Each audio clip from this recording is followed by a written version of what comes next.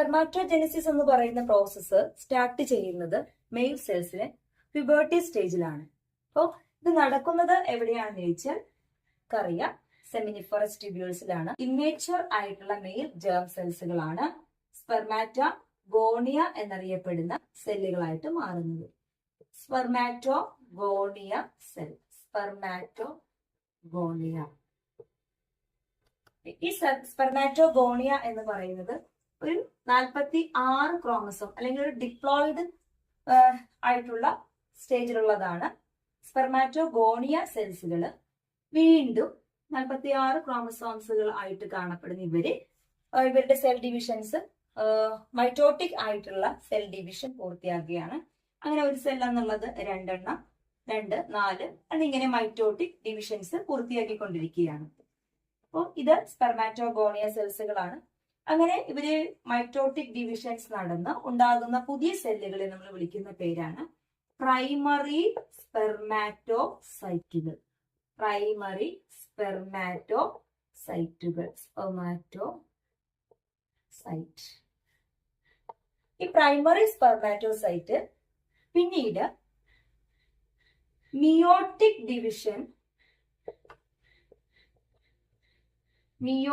Division പൂർത്തിയാക്കുകയും അത് diploid ആയിട്ടുള്ളത് ഹാപ്ലോയിഡ് ആയിട്ടുള്ള സെല്ലുകളെ ആക്കി മാറ്റുകയും ചെയ്യുന്നു. അപ്പോൾ ഹാപ്ലോയിഡ് ആയിട്ടുള്ള മാറ്റുന്ന സെല്ലുകൾ നമ്മൾ ഇവിടെ പ്രൈമറി സ്പെർമാറ്റോസൈറ്റിൽ നിന്ന് ഉണ്ടാകുന്ന ഹാപ്ലോയിഡ് ആയിട്ടുള്ള അല്ലെങ്കിൽ മിയോട്ടിക് ഡിവിഷൻ നടന്നുണ്ടാകുന്ന സെല്ലുകളെ സെക്കൻഡറി സ്പെർമാറ്റോസൈറ്റുകൾ എന്ന് വിളിക്കാം. സ്പെർമാറ്റോസൈറ്റ്.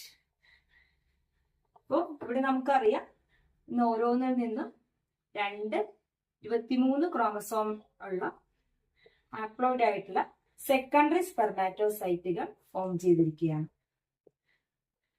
ഇനി സെക്കൻഡറി സ്പെർമാറ്റോസൈറ്റ് എന്ന് പറയുന്നത് വീണ്ടും മിയോട്ടിക് ഡിവിഷൻ സെക്കൻഡ് പൂർത്തിയാകുകയും പുതിയതായി ഉണ്ടാകുന്ന സെല്ലുകളെ സ്പെർമാറ്റിഡ്സ് എന്ന് വിളിക്കുന്നു. സ്പെർമാറ്റിഡ്സ് എന്ന് നമ്മൾ വിളിക്കുന്നു.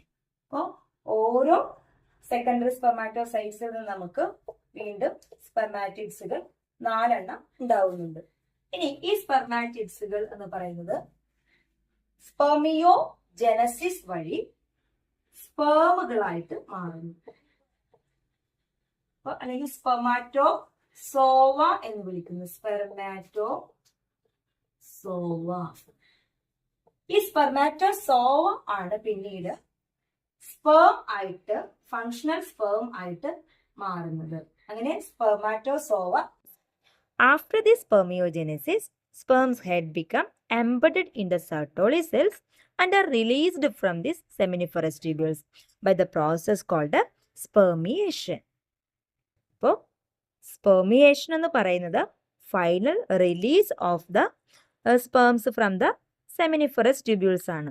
ട്യൂബ്യൂൾസിലുള്ള മെയിൽ ജേം സെൽസുകളാണ് പിന്നീട് സ്പെർമാറ്റോഗോണിയ സെൽസുകളെ പ്രൊഡ്യൂസ് ചെയ്യുന്നത്.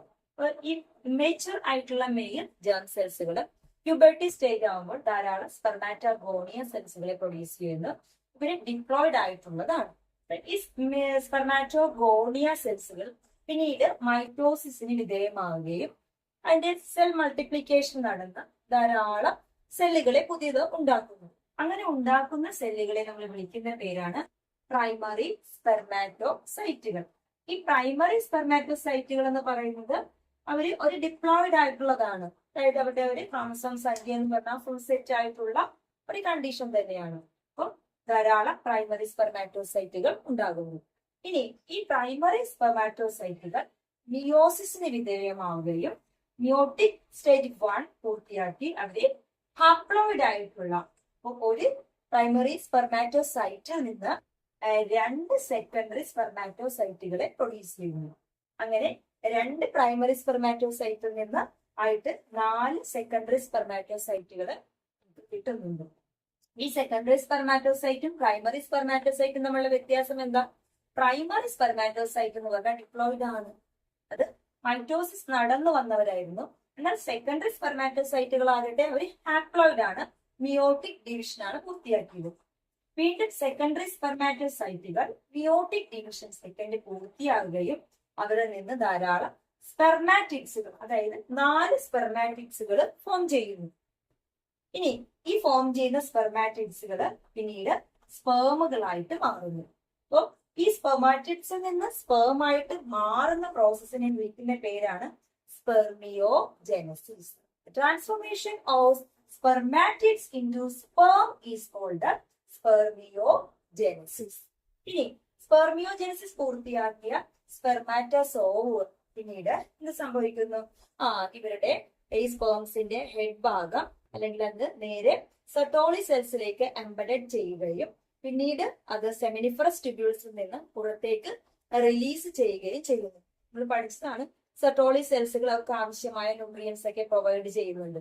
അപ്പോൾ ഒരു ഫങ്ഷണൽ ആയിട്ടുള്ള ഒരു സ്പേം ആയിട്ട് മാറുന്നത് ഈ സെർട്ടോളി സെൽസിലേക്ക് പ്രവേശിക്കുകയും അതിനുശേഷം സെമിനിഫറസ് ട്യൂബ്യൂൾസ് ആണ് ഈ സ്പേംസുകളെ പുറത്തേക്ക് റിലീസ് ചെയ്യുന്നത്.